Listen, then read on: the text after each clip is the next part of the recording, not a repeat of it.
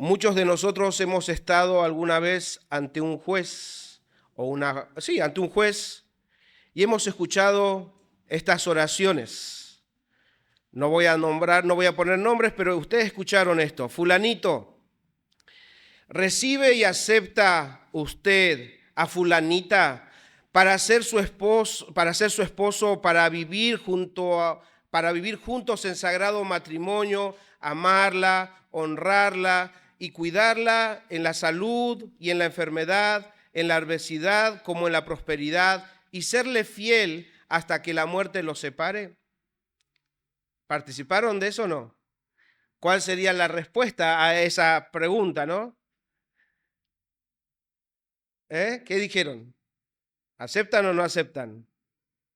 Bueno, estas promesas o estas oraciones se las hace un juez a hombres y a mujeres para que puedan comprometerse en sagrado matrimonio. Entonces, esa frase se hace en un momento de boda, cuando un hombre y una mujer contraen matrimonio.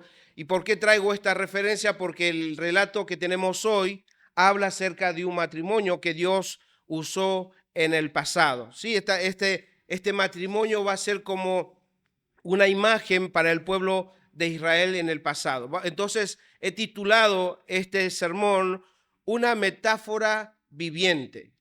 Una metáfora viviente. ¿Qué es una metáfora? Es una frase que se usa o una imagen que se usa de manera creativa para poder identificar, comparar una cosa con otra, basándose en las semejanzas que tienen y así poder facilitar la comprensión en el comunicado de un mensaje.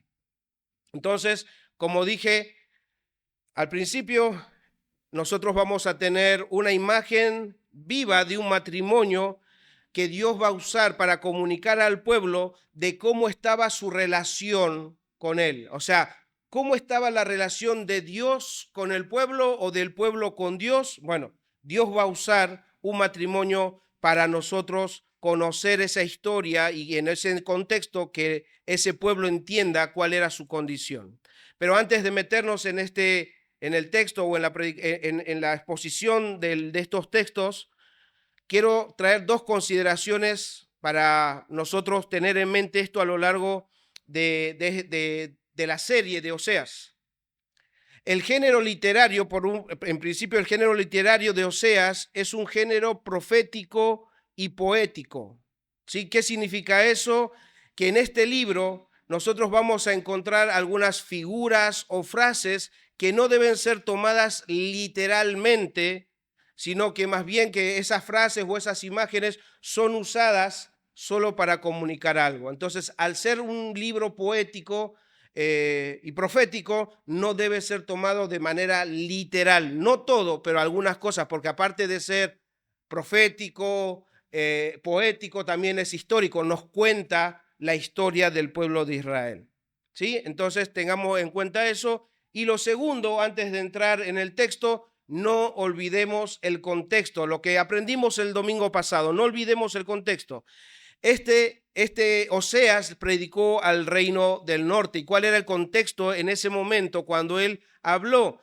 El reino del norte, o también conocido como el reino de Israel, recibió el mensaje de Oseas cuando tenían un rey que había recuperado todos sus territorios que había perdido en la guerra, había paz y disfrutaban de prosperidad material y económica.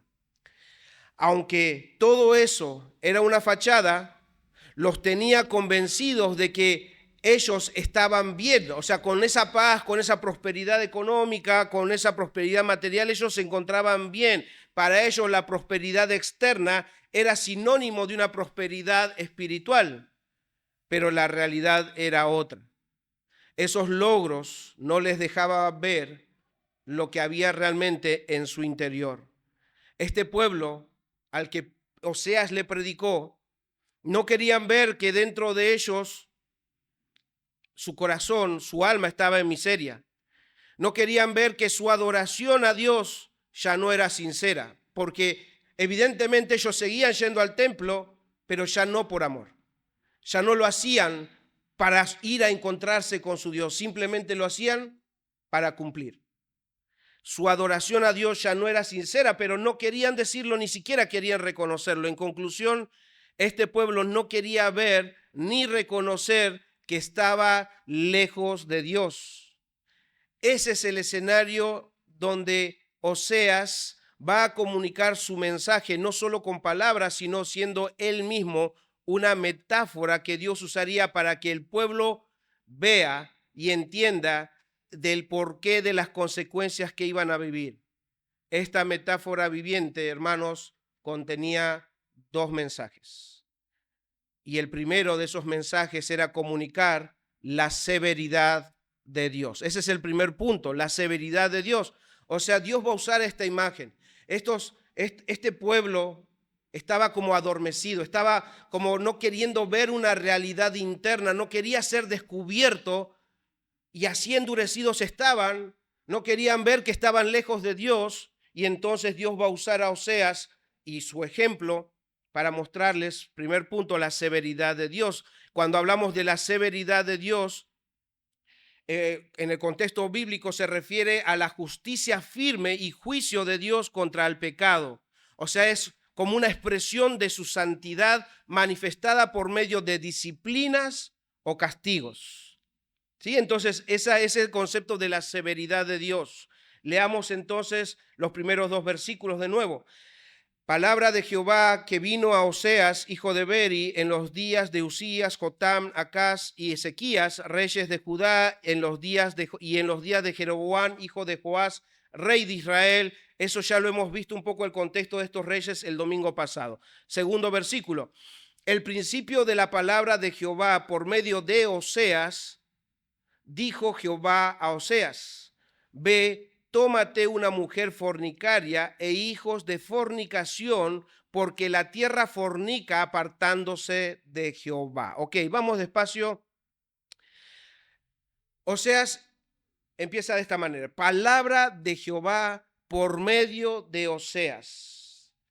Oseas comienza su comunicado, este libro que fue escrito a una audiencia particular, le está comunicando a sus lectores que lo que él habló a Israel o lo que el Señor lo inspiró incluso a escribir no fueron ocurrencias personales, no fue una ocurrencia del profeta, de Oseas, sino que dice ahí que son palabras de Dios, o sea, mensajes que Dios le encargó a Oseas. ¿Para qué? Para que comunicara a Israel. De esta manera, Oseas se está presentando como profeta de Dios. ¿Por qué? Porque Dios le habló a él y le encargó algo, y cuando eso sucede es porque él lo está apartando para ser un profeta de Dios. ¿Y qué es lo que le dice a este profeta? Dice: ve, tómate una mujer. En otras palabras es: ve y toma por esposa, o ve y cásate, y en este caso le dice con una mujer fornicaria e hijos de fornicación, y ten con ella hijos de fornicación. Bueno, esto es un poquito difícil de digerir, pero incluso hay algunos que sugieren que la mujer que iba a tomar Oseas en este relato no era una mujer fornicaria o prostituta al momento de casarse, porque Oseas ya está contando, está escribiendo este relato desde una perspectiva ya viendo hacia el pasado. Esto ya había sucedido y él está escribiendo este relato para comunicar por medio de este libro a una audiencia diferente a la que estaba viviendo esto. Esta historia pasó, pero Oseas le escribió esto a una audiencia o al pueblo para que pueda recordar lo que pasó en la historia del pueblo de Israel. Entonces sugieren muchos que en ese momento de que él toma a una mujer no era prostituta o no era fornicaria, sino que fue después de casados cuando esta mujer llega a ser una mujer inmoral e infiel.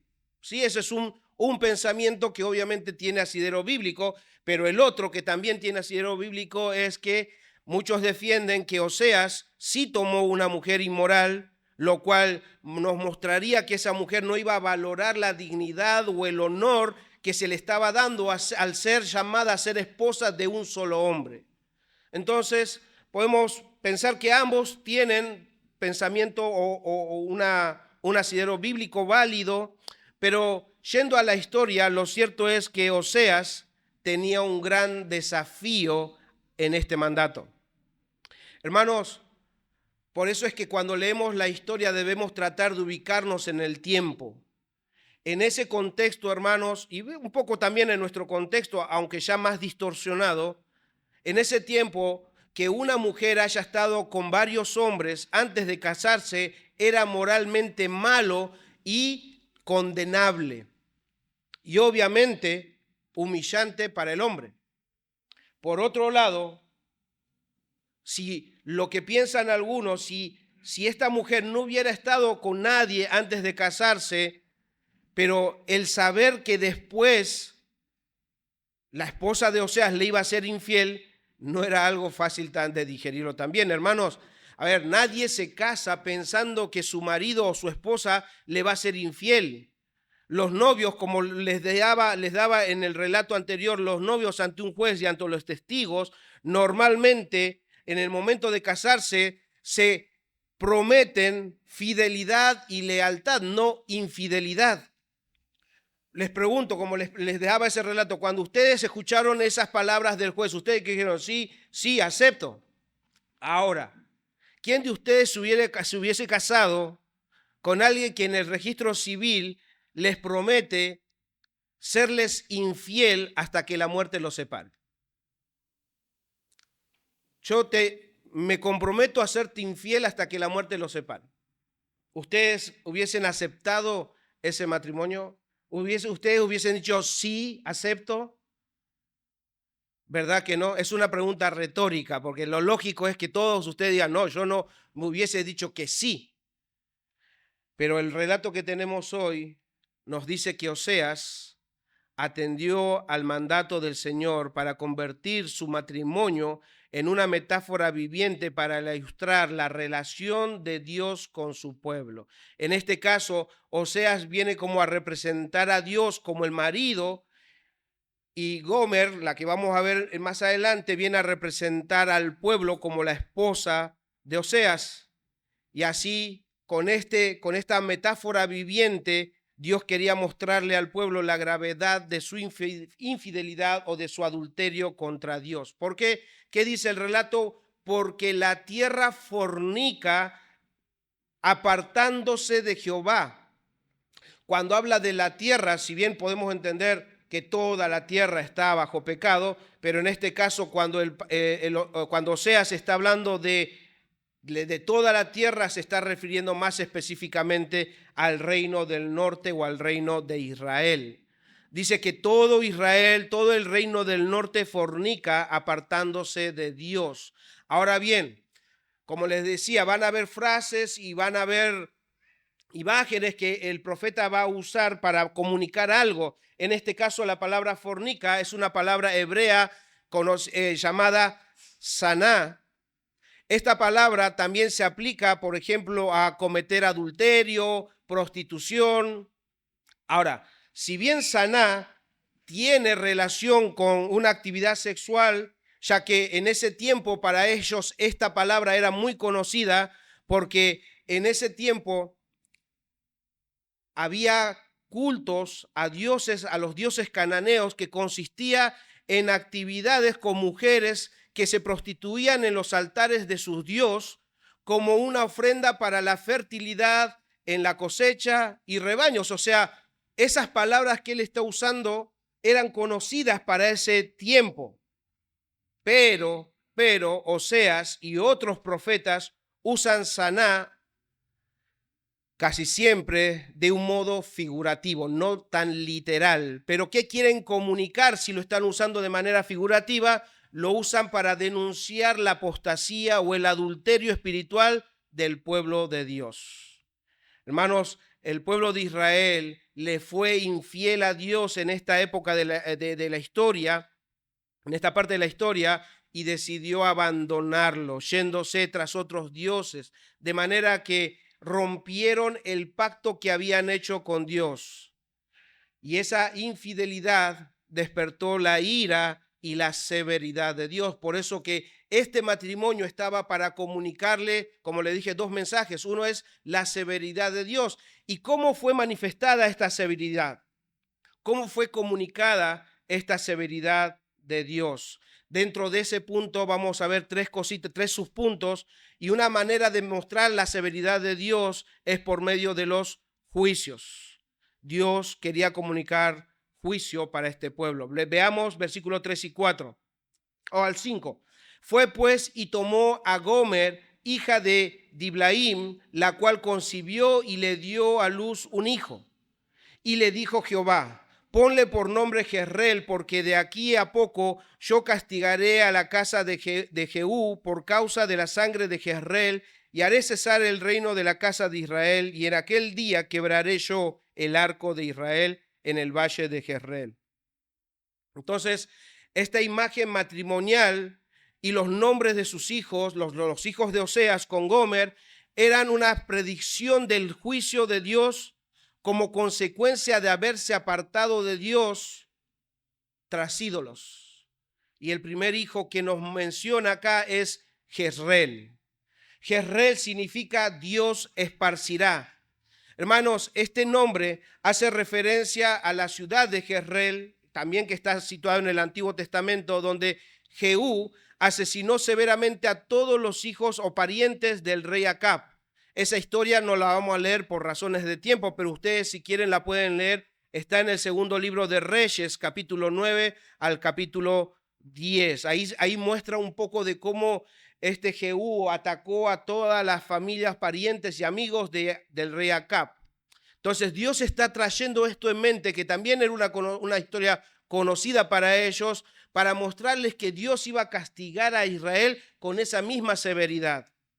Y ahora, al mencionar que el arco de Israel iba a ser quebrada por Dios, debemos entender que en ese tiempo el arco era el arma principal del pueblo de Israel para las guerras, era un símbolo del poderío militar. Entonces, con estas palabras el Señor está anunciando que ellos iban a ser derrotados. Su poderío iba a ser roto, ya no iban a tener más victorias en el futuro. ¿Por qué? Porque Él está anunciando su juicio. Entonces, ¿cómo iba a ser manifestada? Por la invasión de los asirios en un tiempo más adelante. Entonces, aparte de esto, la severidad de Dios, aparte de traer juicios, también frena su compasión. Esa es el segundo subpunto. Frena su compasión. La severidad de Dios trae juicios y frena su compasión. Veamos versículo 6. Concibió ella otra vez y dio a luz una hija, y le dijo Dios: ponle por nombre Lo-ruhama, porque no me compadeceré más de la casa de Israel, sino que los quitaré del todo. Entonces, este matrimonio, como no es que pasa de un día para el otro, aunque el relato es todo muy continuo, obviamente hubo un tiempo entre hijo e hija, que en este caso es la segunda hija, Lo-ruhama. Lo-ruhama significa no compadecida. Ahora, hermanos, es verdad que Dios, como vimos el domingo pasado, contando un poco de sus atributos, es verdad que Dios es paciente, es misericordioso y tardo para la ira, pero hermanos, Dios no va a tomar por inocente al culpable. Y en este caso, la hija de Oseas es una declaración de que este pueblo abusó de los favores de Dios y colmaron su paciencia al irse tras otros dioses, no una sola vez, sino una y otra vez. Por esta razón, Dios iba a dejar de extender su compasión para con este pueblo o este reino. Y el versículo 7 dice: más de la casa de Judá tendré misericordia y los salvaré por Jehová su Dios, y no los salvaré con arco, ni con espada, ni con batalla, ni con caballos, ni jinetes. Ahora, si nosotros conocemos un poquito la historia, lo que el Oseas está tratando de mencionar está haciendo referencia al reinado de Ezequías, donde el Señor iba a librar a Judá del acecho de los asirios en Jerusalén. Eso también está en el segundo libro de Reyes, capítulo 19, o en el profeta Isaías capítulo 37. Pero como también dije el domingo pasado, este rescatar de Dios iba a ser solamente temporal porque la condición espiritual de Judá o del reino del sur estaba en las mismas condiciones. Pero como Ezequías se iba a volver a Dios e iba a haber un avivamiento en Israel, iba a ser solamente por un tiempo. Entonces lo único que hacía este evento era retrasar el juicio de Dios para con el otro reino también.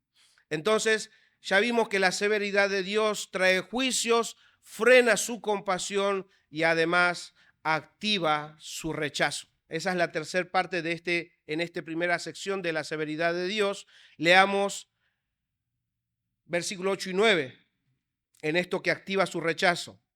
Después de haber destetado a Ruhama, concibió y dio a luz un hijo, o sea, en este caso es el tercer hijo, y dijo Dios, ponle por nombre Loami, porque vosotros no sois mi pueblo, ni yo seré vuestro Dios. Hermanos, esto era terrible, pero ellos no querían entender. Hermanos, ellos, el pueblo de Israel, este reino, tanto del norte como del sur, estaban convencidos de que estaba todo bien con Dios. Ellos profesaban que Jehová era su Dios. O sea, que este pueblo decía con su boca, Jehová es nuestro Dios, pero a la vez adoraban otros dioses. Ellos creían o estaban convencidos de que estaban cerca de Dios, pero su idolatría alejó a Dios de ellos, hasta el punto en el que Dios los desconoce y los rechaza. Pero ellos seguían convencidos de que estaban cerca de Dios. Por eso Dios está usando este ejemplo de este matrimonio junto con sus hijos para decirles, ustedes dicen que son mi pueblo, ustedes dicen que están cerca de mí, pero no, yo ya no los conozco, yo los he rechazado. Evidentemente, este pueblo estaba tomando a la ligera la santidad de Dios y estaba olvidando varios atributos de Dios, entre ellos su fidelidad. Hermanos, Dios siempre va a cumplir con sus promesas. Por eso les decía el domingo pasado también, debemos ver a Dios en toda su totalidad, porque si solamente nos acostumbramos a ver su amor, su misericordia, su bondad, su compasión, nos vamos a olvidar que Dios es un Dios fuego consumidor, es un Dios justo, es un Dios santo, y eso hablábamos el domingo pasado. Y evidentemente, aparte de todos esos atributos que estaban olvidando la fidelidad de Dios. ¿Por qué? Porque este rechazo no era algo espontáneo de Dios, sino algo que Dios ya había anunciado antes de que ellos pasen a la tierra prometida. En Deuteronomio capítulo 31, antes de que el pueblo cruce, el Señor ya les advertía de que si ellos se iban tras otros dioses a través de los ídolos de las otras naciones, Él prometía esto. Deuteronomio 31, 17 al 18. Y se encenderá mi furor contra él en aquel día, y los abandonaré, y esconderé de ellos mi rostro, y serán consumidos, y verán sobre ellos muchos males y angustias, y dirán en aquel día, ¿no me ha venido estos males porque no está mi Dios en medio de mí? O sea que ya no iba a estar con ellos. Versículo 18, pero ciertamente yo esconderé mi rostro en aquel día por todo el mal que ellos habrán hecho, por haberse vuelto a dioses ajenos. Él ya había dicho esto, que en el caso de que esto pasara, Él los iba a abandonar, Él los iba a rechazar. Entonces el nombre del tercer hijo del profeta con Gomer es Loami, significa no pueblo mío. Este nombre es usado como para comunicar a Israel que Dios ya los estaba rechazando. O sea que la declaración del pasado, que está en Levítico 26:12, yo seré vuestro Dios y vosotros seréis mi pueblo, se rompió. Ya esa declaración no podía seguir en esta parte de la historia. Entonces, hermanos, como verán, su unión con Gomer, su relación matrimonial y la vida familiar de Oseas se convirtió en una metáfora viviente de su mensaje. Él no comunicó solamente con palabras, sino con su propia experiencia matrimonial, comunicó el mensaje de Dios. Con esta imagen, Dios buscaba que su pueblo entienda su pecado, su traición e idolatría, y el porqué de los juicios, el porqué de que Dios no iba a tener más compasión de ellos y el porqué de su rechazo. Hermanos, es evidente que Dios quiere dejar bien claro desde el principio de este libro que su relación con el pueblo del reino del norte estaba totalmente rota. Y eso debe llevarnos a tener cuidado, hermanos, porque estas declaraciones uno la puede escuchar y decir, mira, qué triste esa historia. Hermanos, tener ídolos, seguirlos, atesorarlos o adorarlos, no es un juego. Produce el rechazo, el alejamiento de Dios. Esto no es una historia que simplemente queda en el pasado, esto tiene que ser una advertencia para nosotros. Tener ídolos no es un juego. Ahora bien, es claro que el concepto de la severidad de Dios es para preservar el carácter santo de nuestro Dios, pero el propósito final no era solo castigar y traer juicios, sino más bien que esos juicios o esos castigos sean usados por Dios con el propósito de llamar a su pueblo al arrepentimiento. ¿Qué dije yo el domingo pasado? ¿Cuál es el mensaje central de este libro? Ya les dije que cómo ustedes pueden encontrar, les enseñé las herramientas de cómo encontrar el mensaje central de un libro. ¿Cuál es el mensaje central de este libro declarado por mí? Otros pueden declararlo de otra forma. ¿Cuál fue? A ver, ¿quién hizo la tarea? El amor redentor de Dios por su pueblo infiel. El amor redentor de Dios por su pueblo infiel. Entonces, nos falta algo en este mensaje. Hermanos, la severidad de Dios siempre opera con su bondad. Y ese es el segundo punto. En este mensaje matrimonial, en esta metáfora matrimonial, Dios por medio de Oseas, por medio de Gomer, por medio de sus hijos, no solamente quiere comunicar la severidad de Dios, sino también su bondad. Ese es el segundo punto, la bondad de Dios.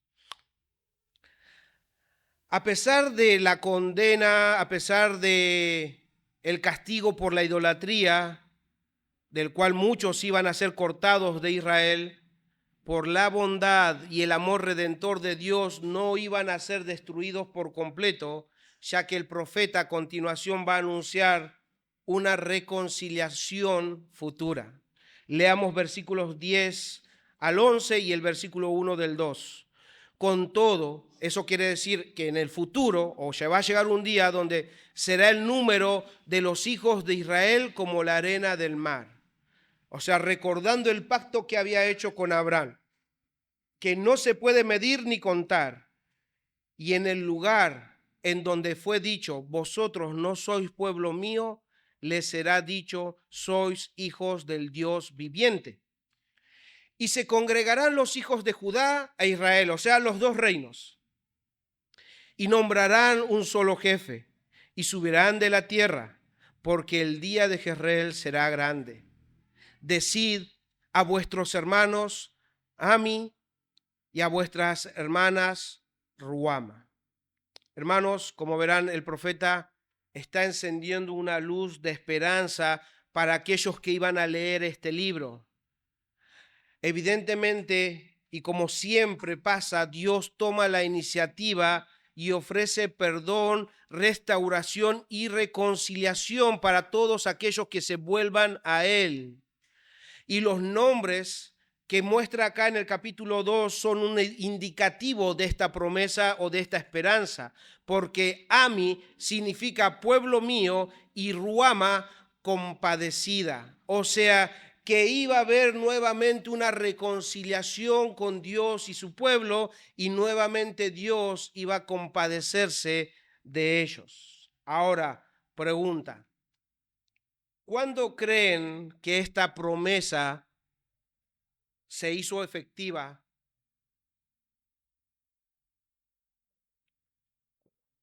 Porque es una promesa que se le estaba haciendo por medio de Oseas.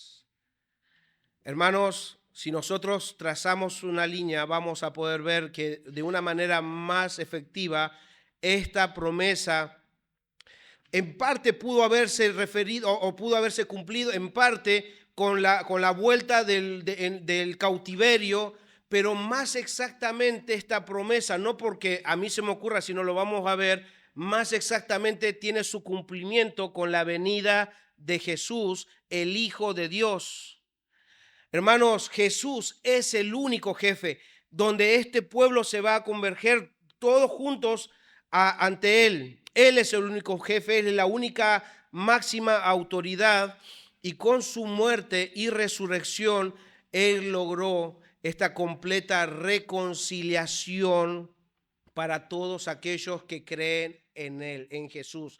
Él es el al que Oseas está apuntando. Él es, y todos se van a congregar en nombre de Él, en Jesucristo.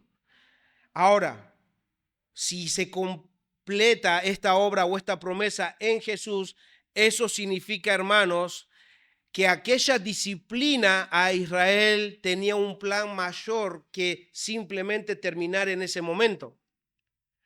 Esa disciplina que nosotros estamos leyendo abrió la puerta para los gentiles, porque Dios quiso manifestar su bondad y su amor redentor, llamando a la fe por medio de Jesucristo, no solo a los judíos, no solo al reino del norte y al reino del sur, sino también a los gentiles, y eso nos incluye a nosotros. Hermanos, la promesa de Oseas por medio del Evangelio aplica también a nosotros. Y no es una ocurrencia mía, el mismo apóstol Pablo lo confirma.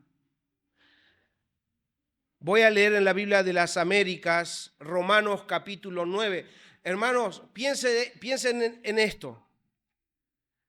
Esto no es una simple historia más. Si el apóstol está trayendo esto a la mente de los cristianos, es para que ellos se maravillen de que en la mente de Dios no solamente estaba ejecutando un juicio, su severidad, sino que en su bondad iba a agregar a su pueblo a otros que no eran su pueblo. Lean conmigo Romanos capítulo 9, versículo 22 al 26. Pablo dice esto: ¿y qué si Dios, aunque dispuesto a demostrar su ira y hacer notorio su poder, soportó con mucha paciencia los vasos de ira preparados para destrucción? Lo hizo para dar a conocer las riquezas de su gloria sobre los vasos de misericordia que de antemano Él preparó para gloria. Es decir, nosotros, a quienes también llamó, no solo de entre los judíos, sino también de entre los gentiles, como también dice Oseas. O sea, Oseas se está refiriendo a Oseas y justo está citando este pasaje que nosotros estamos leyendo como parte de la bondad de Dios. Y él cita a Oseas: a los que no era mi pueblo llamaré pueblo mío, y a la que no era amada, amada mía. Y acontecerá que en aquel lugar donde se le fue dicho, vosotros no sois mi pueblo, allí serán llamados hijos del Dios viviente. ¿Eso se está refiriendo a un lugar? No, se está refiriendo a alguien, a Cristo. En Cristo, tanto judíos como gentiles son llamados pueblo del Dios viviente. Hermanos, la profecía de Oseas y la confirmación del apóstol Pablo demuestra que cuando Dios inspiró a Oseas a escribir este libro y esta profecía, ya en aquel tiempo él estaba pensando en vos y en mí. Hermanos, nosotros estuvimos en la mente de nuestro Dios. A veces yo me maravillaba, yo cuando leí esto digo, wow, esto es lo mismo cuando Jesús estaba orando en su oración final. No pido solamente por esto, sino por aquellos que van a creer por la palabra de ellos. Yo me metía, o sea, el Señor estaba orando por mí. Estaba orando por vos, y en esta profecía, Dios está dando su profecía, está adelantando reconciliación, no solo para los judíos, sino también para vos.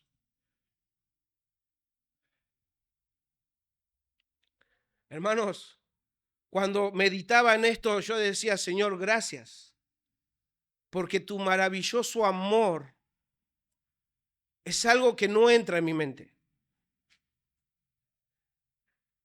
Hermano, hermana, no sos un accidente. No es casualidad ni suerte que estés acá en esta mañana. Dios pensó en vos. Dios pensó en rescatarte, salvarte, incluso antes de que vos nacieras. Así que no es suerte, no fue casualidad que Dios te encuentre. Él vino a buscarte y a rescatarte, porque Él vino a buscar lo que se había perdido. Entonces, hermano y hermana, debes valorar el amor de Dios, que no solamente fue en el Nuevo Testamento, ya desde el Antiguo Testamento te está dando destellos. Mi bondad será para con ustedes. Y por otro lado, eso quiere decir que tu salvación nunca dependió ni dependerá de vos. Siempre fue, es y será por iniciativa del único Dios vivo y verdadero. Entonces eso te debe llevar a pensar, no es que vos buscaste a Dios, Él te buscó, y no en el Nuevo Testamento, sino desde el Antiguo Testamento Él ya preparó el día en el cual vos te ibas a encontrar con el Señor. Eso manifiesta el amor de Dios para con su pueblo, para con sus hijos. Ahora bien, hermanos, si nosotros hemos podido experimentar ese amor redentor de Dios en Cristo Jesús, si nosotros ahora, que antes no éramos pueblo de Dios y ahora somos pueblo, un real sacerdocio, una nación santa, ¿qué debemos aprender de esta historia matrimonial de Oseas y Gomer? ¿Qué nos puede dejar esta historia, aparte de llevarnos a darle gracias a Dios por haber pensado en nosotros antes? Esto no es solamente para eso, sino que Oseas escribió esto con un propósito también de alertar al pueblo. Entonces, hermanos, si algo debemos aprender de esta historia también es que debemos tener cuidado de apartarnos de nuestro Dios. Porque este pueblo había experimentado la bondad de Dios, pero terminó apartándose. Nosotros hemos experimentado el amor de Dios en Cristo Jesús, pero no somos diferentes a este pueblo. Nosotros somos de carne y hueso y de sentimientos como este pueblo. Entonces, si somos igual a ellos, también nosotros podemos ser propensos a caer. ¿Caer en qué? En solo ver o pensar en las cosas superficiales. Preocuparnos más por la fachada. Nosotros podemos estar viendo solamente nuestros logros, nuestra economía, preocuparnos más por el trabajo, la escuela, la familia. Podés estar ocupado tanto en una u otra cosa y a la vez descuidar tu relación con Dios y tu caminar con Jesús. Hermanos, ustedes pueden ir al trabajo y trabajar sin Dios. Ustedes pueden criar sus hijos y criar sus hijos sin tener en cuenta a Dios. En la iglesia, los que cantan, los que están acá en multimedia, los que reciben en la puerta, los que limpian. Incluso yo que predico, puedo preparar un sermón, pueden cantar, pueden recibirlos bien, pero no estar caminando con Jesús. ¿Por qué? Porque muchas veces nos dejamos llevar más por lo externo, por lo superficial. Nos preocupamos más de cómo va a salir, de cómo voy a predicar, de cómo voy a recibir. Está bien que nos preocupemos, sí, pero ese no es el fin en sí mismo, sino debe ser producto de mi amor por Dios. Debo trabajar para Dios. Debo servir en la iglesia en todas las cosas que haga Dios. Debo hacer las cosas en mi casa, con mi esposa, con mis hijos, por amor a Dios, porque estoy caminando con Dios. Por eso, hermanos, debemos tener cuidado que este pueblo solamente se fijaba por lo externo. Entonces debemos nosotros aprender a cuidar nuestro corazón. Hermano, cuida tu corazón, cuida que tu mente esté llena de la palabra de Dios, que estés pensando en las cosas de Dios todos los días y en todo lo que hagas. No debe haber una desconexión de Dios entre la vida particular y eclesial. No debe haber una vida de desconexión con Dios. Todo lo que hacemos, ya sea que comamos o bebamos, tiene que ser para la gloria de Dios. ¿Y por qué lo digo esto? La historia cuenta, hermanos, que el apartarse de Dios o incluso tener ídolos no es algo que se planea. Nadie se levanta a la mañana diciendo, bueno, hoy me voy a apartar de Dios, hoy me voy a ir tras algunos ídolos. Nadie se levanta de esa manera. Tampoco sucede como arte de magia, como va a decir, ¿cómo puede ser que se haya alejado? Estaba tan comprometido, amaba a su esposa, amaba a sus hijos. ¿Cómo puede ser? No. Cuando algo sucede es porque ya poco a poco empezaron a alejarse de Dios y de las cosas de Dios. Y lo que sucede después simplemente es un destello para que nosotros veamos que se alejaron no en ese día, sino que fue paulatinamente guardando cosas en su corazón, guardando cosas en su corazón, y un día simplemente se alejaron del Señor. Entonces, el alejarse de Dios, el empezar a tener ídolos, pasa poco a poco.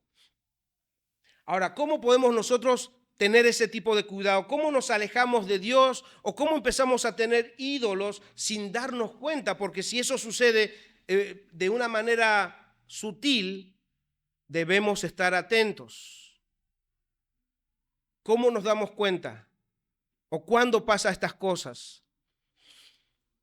Cuando nuestra prioridad no es Dios ni las cosas que nos acercan a Él.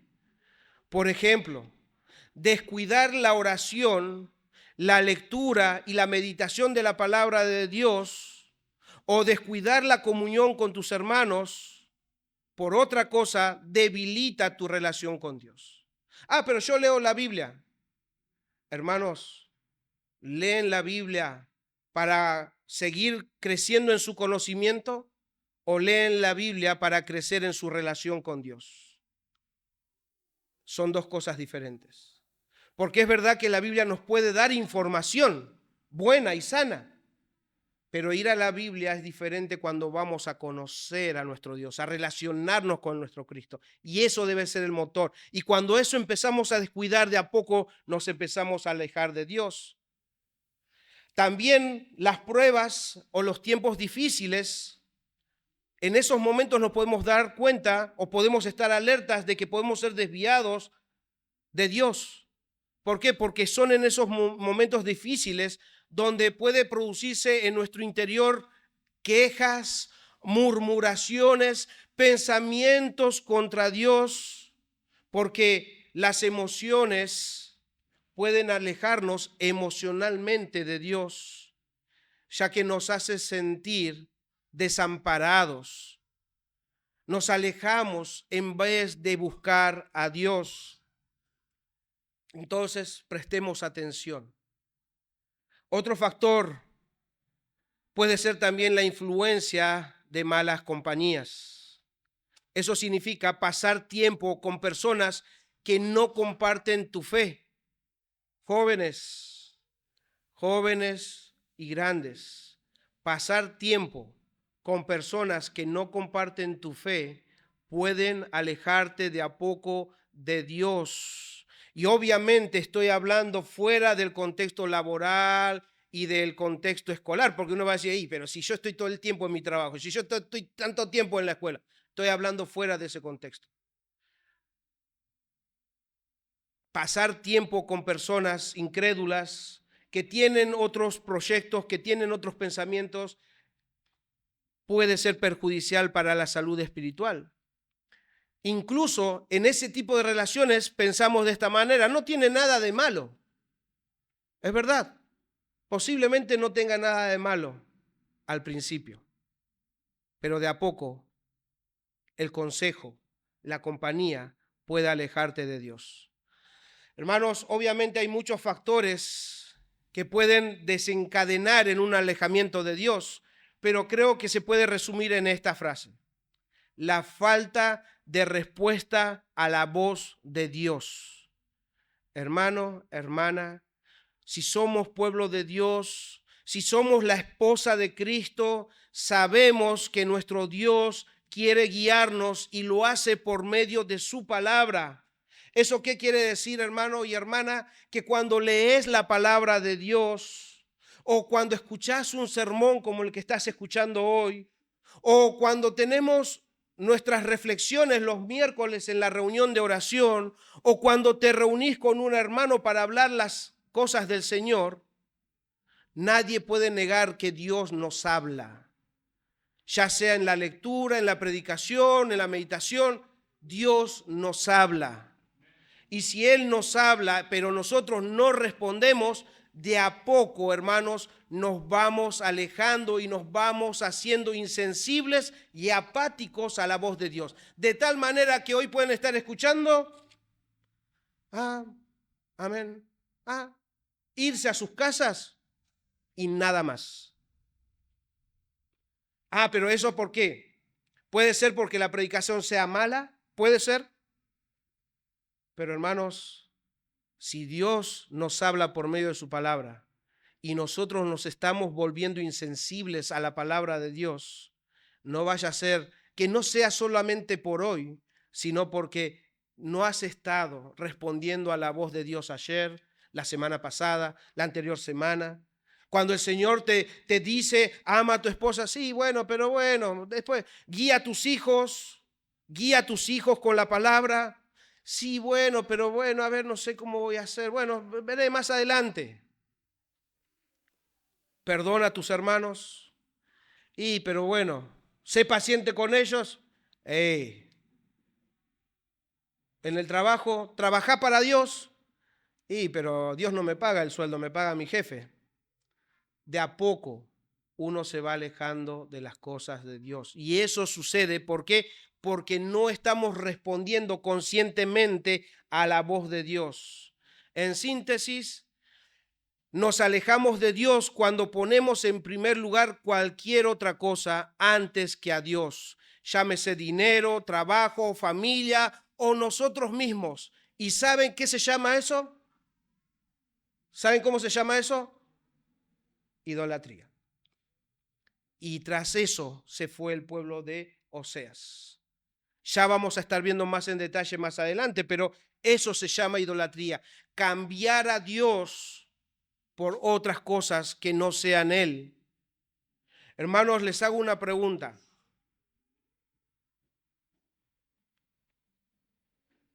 ¿Cuál es la pregunta que nosotros debemos hacer a lo largo de esta serie? Les dije también el domingo pasado. A ver quiénes hicieron la tarea de nuevo.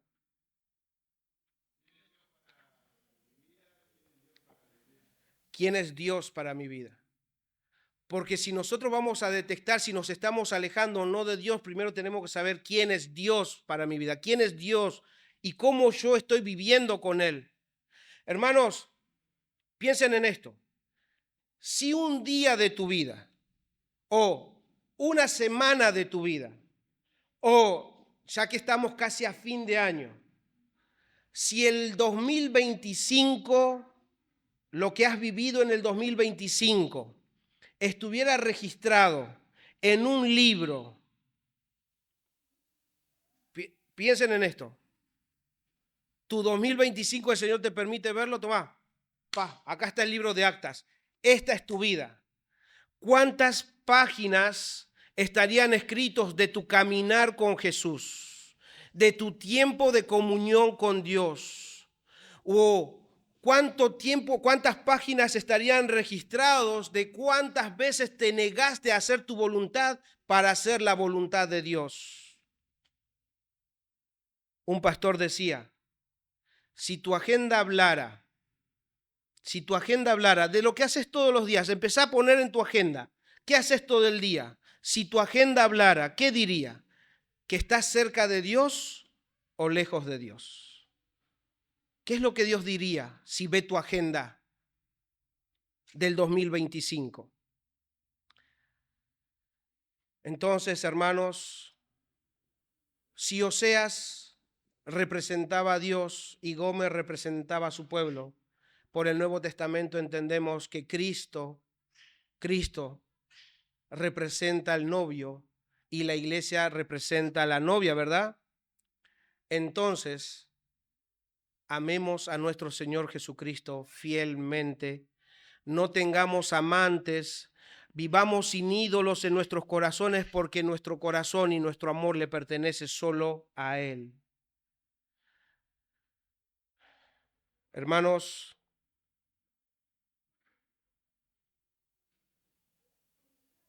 por medio de este libro, el Espíritu Santo nos llama a abandonar los ídolos. Si no lo hacemos, les aseguro que la disciplina de Dios va a llegar tarde o temprano, porque Dios no cambia y su severidad sigue siendo severidad.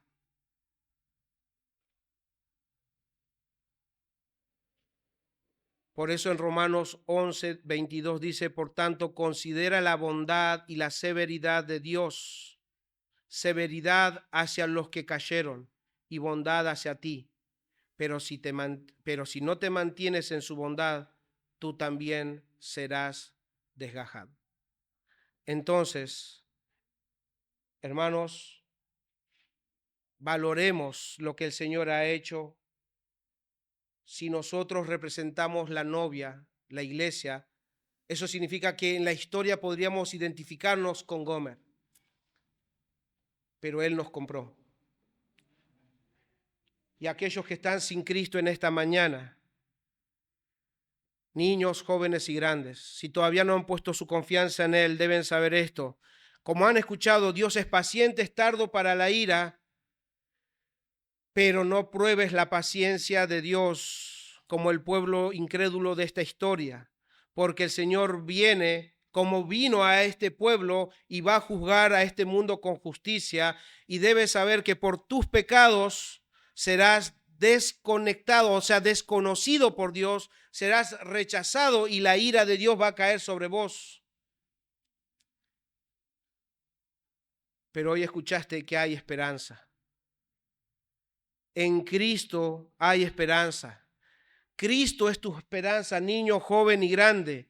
Él puede perdonar tu pecado, Él puede salvarte. Él puede hacer que también en tu vida sea dicho, el que no era mi pueblo, hoy es mi pueblo. El que no era mi hijo, hoy es hijo del Dios vivo y verdadero. Él puede hacer eso si te arrepientes de tus pecados y crees en el Señor Jesucristo.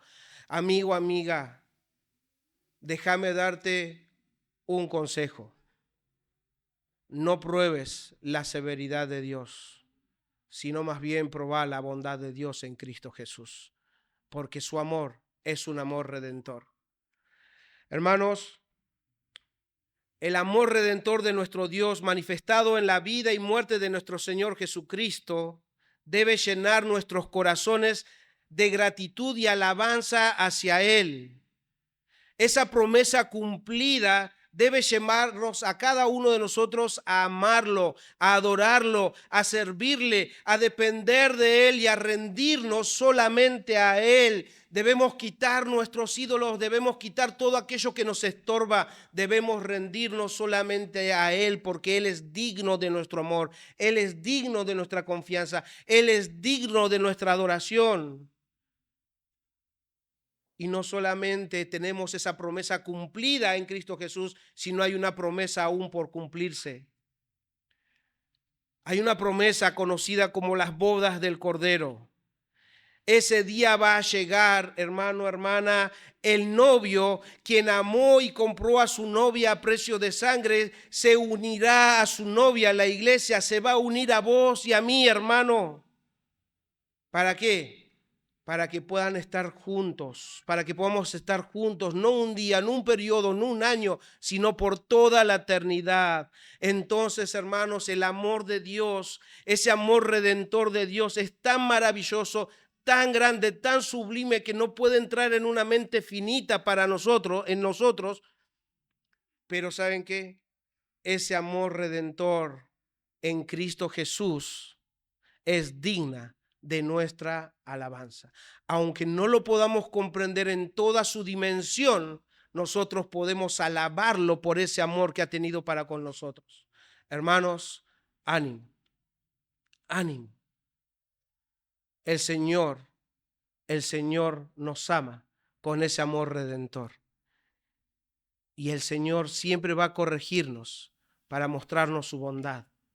Él no quiere compartir su gloria con nadie. Como dijimos el domingo pasado, Él es un Dios celoso. Entonces, si la historia nos muestra que es mejor amar solamente a Cristo y a nuestro Dios, ¿por qué no hemos de hacerlo? Si su amor es tan grande y es tan incomparable. Ningún Dios, nada de este mundo nos puede dar lo que solamente Cristo y nuestro Dios nos los puede dar. Amemos a nuestro Dios fielmente, sin ídolos, hermanos, sin ídolos.